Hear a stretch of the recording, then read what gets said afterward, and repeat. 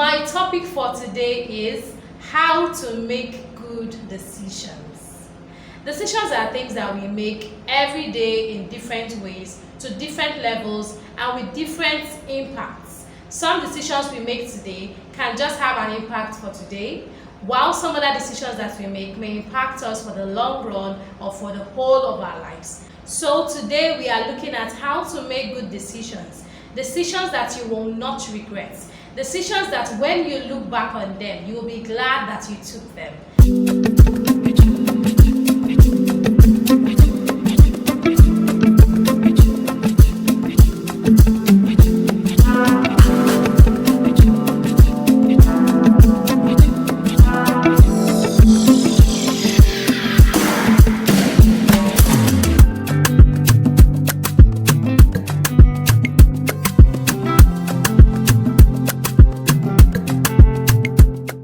Hello LYLSS Fam, welcome to another edition of Let Your Light So Shine. My name is Monica and I'm happy to have you here with me once again. My topic for today is how to make good decisions. Decisions are things that we make every day in different ways, to different levels, and with different impacts. Some decisions we make today can just have an impact for today, while some other decisions that we make may impact us for the long run or for the whole of our lives. And even sometimes, these decisions do not just impact us, they also impact our children. So today we are looking at how to make good decisions. Decisions that you will not regret. Decisions that when you look back on them, you will be glad that you took them. I'm looking at the story of Esau and Jacob. The popular story of Esau and Jacob. We're looking at the popular story of the pottage. Yes, that pottage for which Esau sold his birthright to Jacob. My passage for today is Genesis chapter 25 verses 29 to 34. As usual, I invite you to bring your hard copy Bibles, your physical Bibles, or get your e-copy Bibles on your phone, on your tablets, on your computers, and let us read this passage together. Now, Jacob cooked a stew, and Esau came in from the field, and he was weary. And Esau said to Jacob, "Please, feed me with that same red stew, for I am weary." Therefore, his name was called Edom. But Jacob said, "Sell me your birthright as of this day." And Esau said, "Look, I'm about to die, so what is this birthright to me?" Then Jacob said, "Swear to me as of this day." So he swore to him and sold his birthright to Jacob. And Jacob gave Esau bread and stew of lentils. Then he ate and drank, arose and went his way. Thus Esau despised his birthright. Thus Esau despised his birthright. Despising his birthright. Okay, let's look at the scenario. Let us picture Esau coming in from the field. Remember, Esau was a hunter. Remember, Esau had his father's affection, while Jacob was his mother's favorite because he was the indoor guy who liked to stay at home. Whereas Esau was the outdoor guy who went to hunt games, he went to hunt animals, just like his father Isaac used to love doing. So, because they shared similarities, Esau shared similarities with his father Isaac, and so he was Isaac's favorite. And then Jacob shared similarities with his mother because he was an indoor guy, he liked to cook, he liked to do some kind of things you will call feminine things or things that women love to do in the house, especially at that time, that period in time. So Jacob was his mother's favorite. Now, Jacob was doing what he did. He was cooking a stew made of lentils. And then his brother Esau came in, and his brother perceived the aroma. His brother was like, "Oh wow, this smells so good. I wonder how it's going to taste." And he said to Jacob, "Please give me some stew." And Jacob seemed like he was waiting. He had been waiting for a day like this. He grabbed his opportunity. He said to Esau, "Okay, I'll give you stew, but I want you to give me your birthright." You know, it's making me think birthright stew. What does birthright have to do with stew? Anyway, I guess it is the same tussle that began in their mother's womb, where Jacob pulled the leg of Esau when he was coming out of the womb. I guess that tussle was not yet over. Maybe for Esau it was insignificant, but for Jacob that tussle was not over. And so he grabbed this opportunity. Here his brother was saying, give me some stew. And he said, give me your birthright. That's what's important to me. And Esau said, birthright? Who's talking about birthright now? I am hungry, I'm famished. I need food now, like now. I'm about to die. I'm about to die. Give me some food. And then he said, swear to me. Pledge, solemnly pledge. Promise me that you're giving me your birthright. And Esau said, it doesn't matter, birthright or not, I don't particularly care right now. I just need some food. And he said, you can have the birthright. You can have it. And so Esau traded his birthright for a plate of stew. A plate of lentil stew. And from that day on, Jacob became the elder of the two. He had the birthright. So Esau despised his birthright. Now let's look at this story. Let us just picture it. You may say to yourself, what is the big deal about a birthright? Does it really matter who is older? Does seniority count here? This is a matter of life and death. Does seniority really count? But then, if you read the stories, if you read the Bible, if you go through the Jewish traditions, you will see that it was important to be the elder son. It was important to be the first son. There was a blessing, a special blessing that was attached to the firstborn. And I wonder if Esau did not know about that blessing.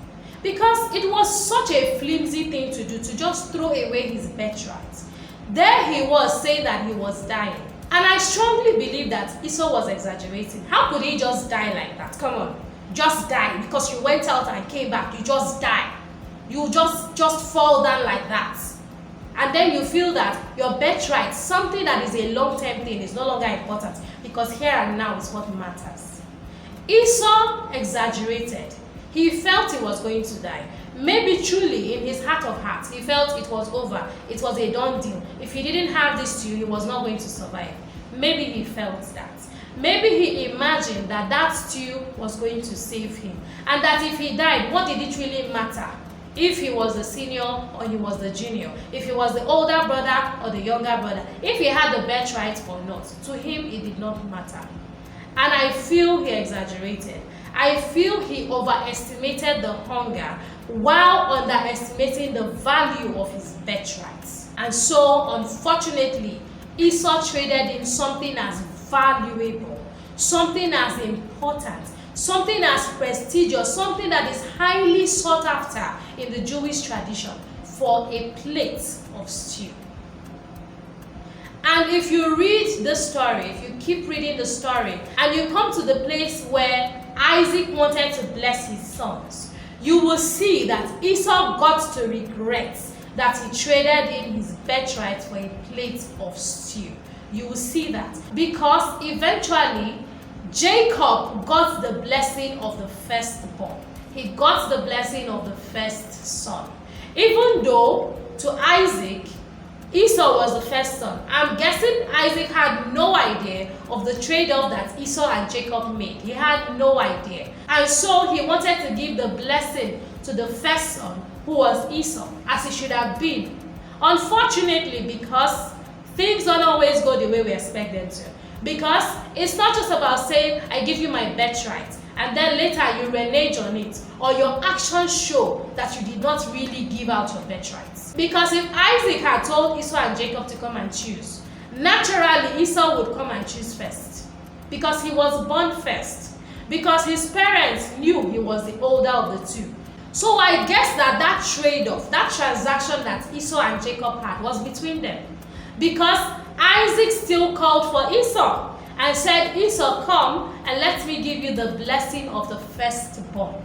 Unfortunately for Esau. Unfortunately, because sometimes you do things in the physical and think they don't impact you later on, or they do not affect you in the spiritual. Unfortunately for Esau, having uttered the word, having said to Jacob, I'm giving you my birthright, it doesn't matter, have it, automatically had lost that birthright as soon as he said it. As soon as he relinquished his position as firstborn, he had lost it. So even though his father still considered him the firstborn, in the supernatural, even in the natural, he was no longer the firstborn.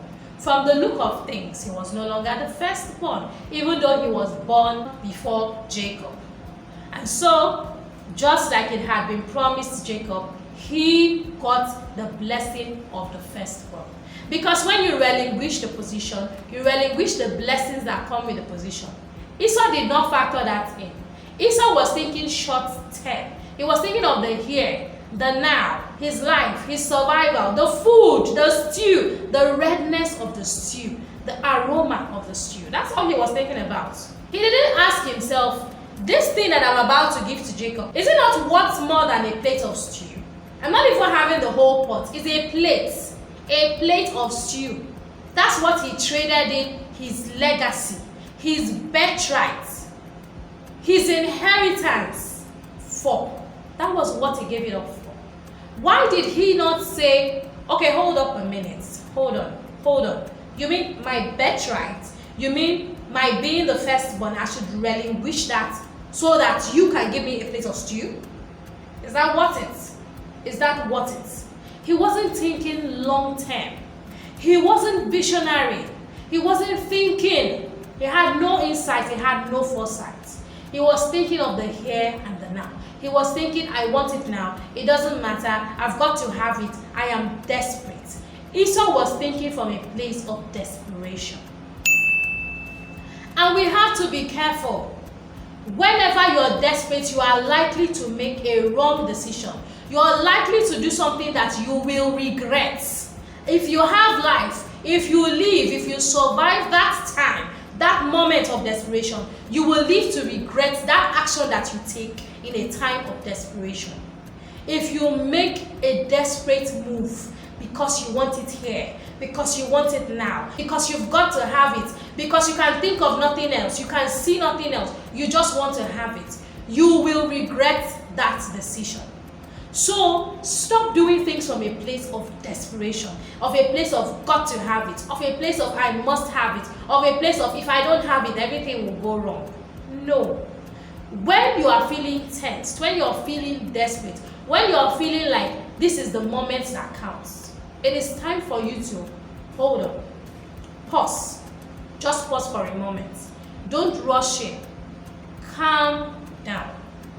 And some people will say, sleep over it. Literally, sleep over it. It's not just think about it. It is, okay, hold on.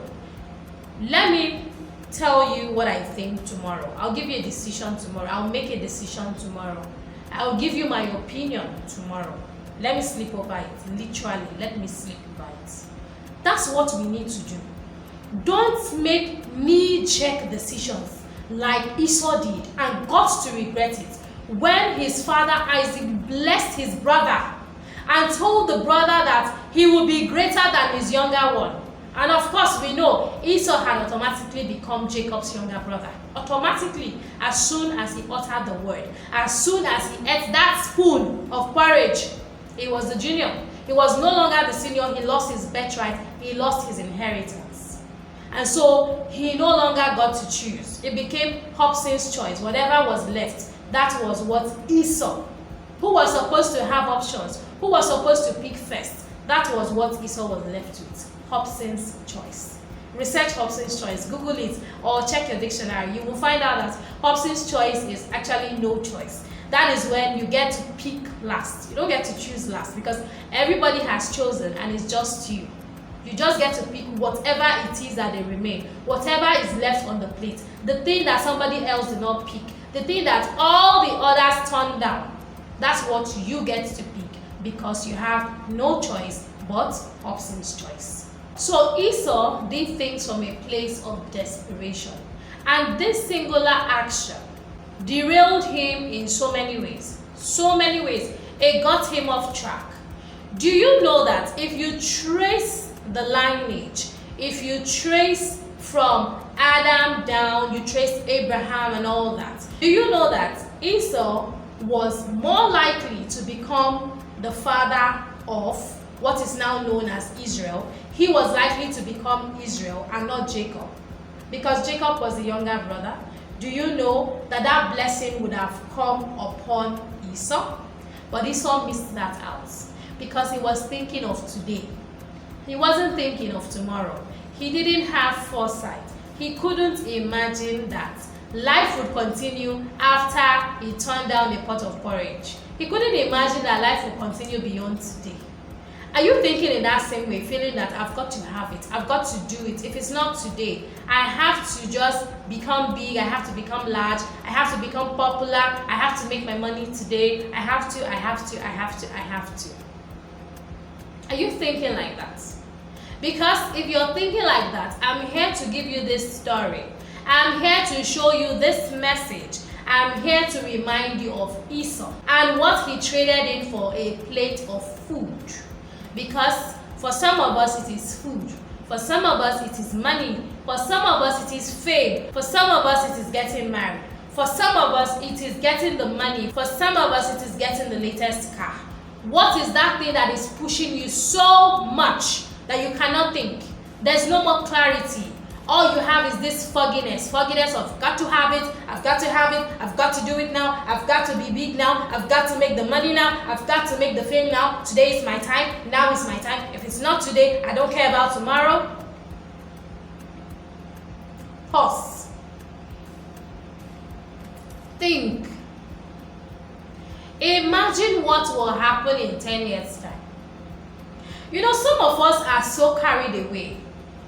We forget that if you have life, things can happen. Something good can happen to you. Something beautiful, something phenomenal, something beyond your wildest imagination can happen to you and for you. Can you envision that? Can you close your eyes for a moment? Close your eyes. Be still. Let us do some meditation. Think to yourself of how you are at the beach and you're having a vacation. And there are some kids that are playing by the riverside. They are playing at the bank of the river. They are having fun. They are giggling. And you are just laid back under the shade, relaxing. And you turn to the side and you see your spouse. Your spouse is smiling, contented, happy. And you look at the children who are playing and they turn to you and they are waving at you and smiling. And you wave back and you smile back. And they are your kids. And they are so healthy and they are so happy and they are having a good time. You're having a beautiful vacation. Can you picture that? Just for a moment. Stay in the moment.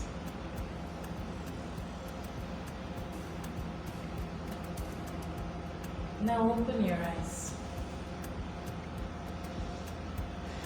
How do you feel? I feel relaxed. Do you feel relaxed? Do you feel as happy and serene as I feel right now? Because right now I don't feel like I'm here with you. I feel like I'm still at the beach. I feel like I'm still there. And do you know that this meditation and this projection you just made can happen? Do you know that it can happen? Sometimes it takes a while to happen, but sometimes it happens sooner than you can ever envision or imagine. 5 years time, 2 years time, 10 years time, you never can tell. But life is so huge. Life is so unpredictable that you don't know what's coming. You don't know what is going to come. You don't know what's going to happen tomorrow. You don't know what's going to happen in the next 5 minutes. So why do you feel that you should trade off your future for your present? Why do you feel that where you are now is the best place you can be? Why do you ruin your life and get to regret that in the future? Why do you do things that your future self will not thank you for? Why do you do these things to yourself? Why do you do something you will say to yourself, I wish I never did that? Why do you do that? Why do you steal from your future? Why are you stealing from your legacy? Why are you stealing from your tomorrow? What is that decision that you are about to make? Where you feel you've got to have it now. You know that you're cutting corners. You know that this is not a good decision. You know it's not fair. You know that it's not a good thing to do. You know that you are sinning. But you tell yourself, the end justifies the means. You comfort yourself with that. You deceive yourself with that. Telling yourself that the end justifies the means. That it doesn't matter how you get what you want. The Bible says that there is a thing that seems right to a man, but its end is destruction. You see that thing that you want to rush into. You see that thing that you've got to have. It could be your downfall. It could be your destruction. So the story of Esau and Jacob is telling us today to pause, to ponder, to envision our lives better than they are now. To not rush to make a decision that we will regret in the future. To think of our future and know that our future should remain untainted. Don't do something that will destroy your future. Don't do something that you will wish you could take back when that beautiful, bright future of yours comes. Don't ruin your reputation. You will need that name tomorrow.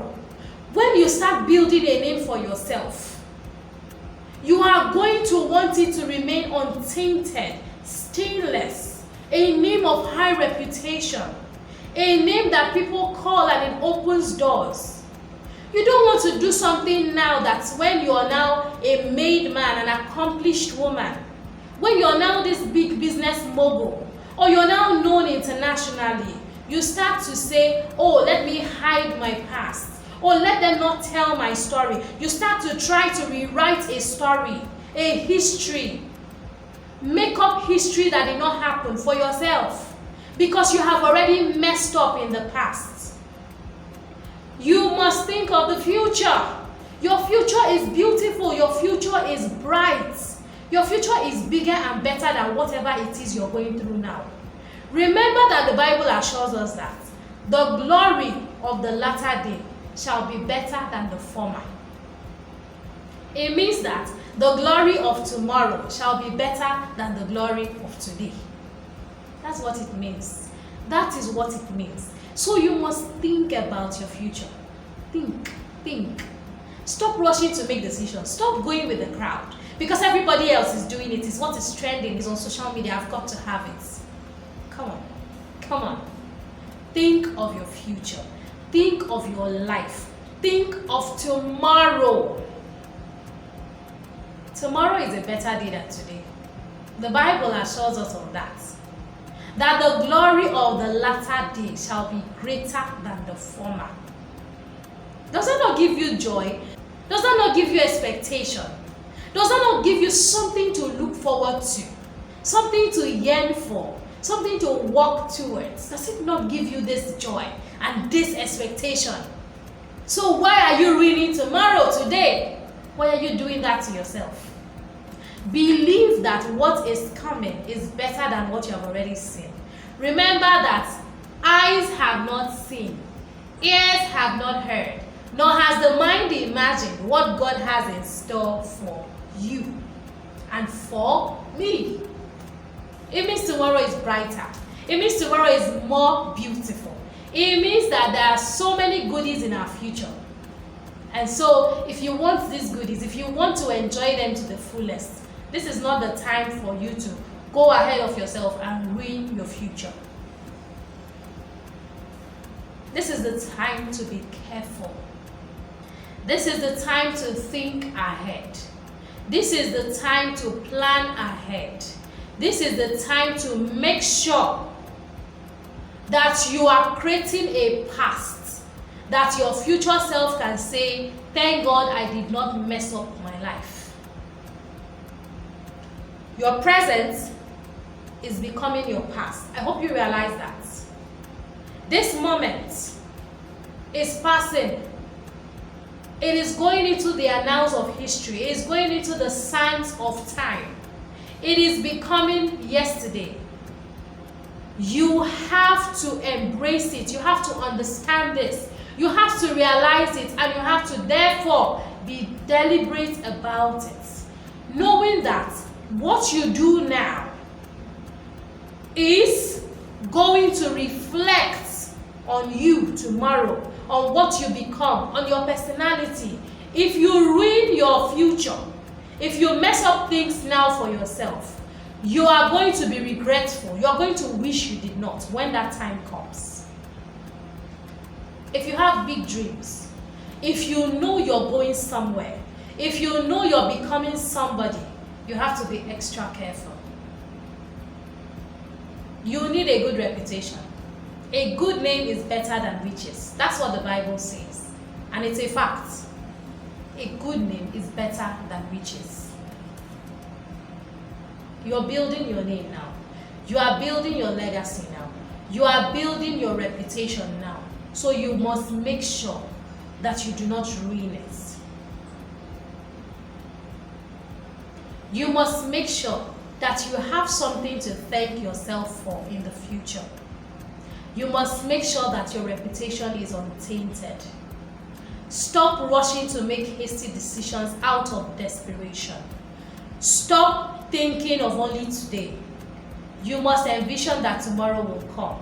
As long as you have life, as long as you have breath in your lungs, you have to think of tomorrow. So, whatever you are doing now, always have tomorrow at the front of your mind, not at the back, at the front. Always think about tomorrow. Always think about the future. Always think about what could happen. Always think about your reputation. And do something that you will not regret in the future. Don't throw away your blessings of tomorrow for trivial things that will not matter in the next 5 minutes, in the next 5 days, in the next 5 years. Always keep your future in mind. Always do things that you will be glad that you did. Don't throw away your tomorrow for the pleasures, for the short-lived pleasures of today. Always think about tomorrow. Because as you're enjoying the pleasure now, you think, oh, this is everything, this is the most important thing. Trust me, you will forget about those pleasures.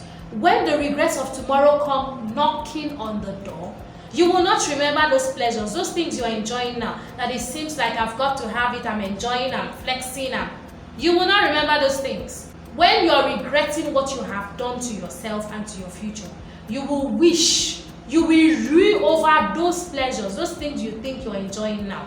You will rue over them. You will wish you never did them. So you must think ahead. Plan ahead. Imagine that tomorrow will be better than today. And do not throw away your tomorrow. That is the message for today. And I hope that this message has shown you that indeed what is coming tomorrow is better than what you are experiencing or going through today. Therefore, you must be careful not to throw away your blessings that are in store for you. You must be careful not to waste your blessings. You must be careful not to ruin your future, because the glory of the latter day is greater than the former.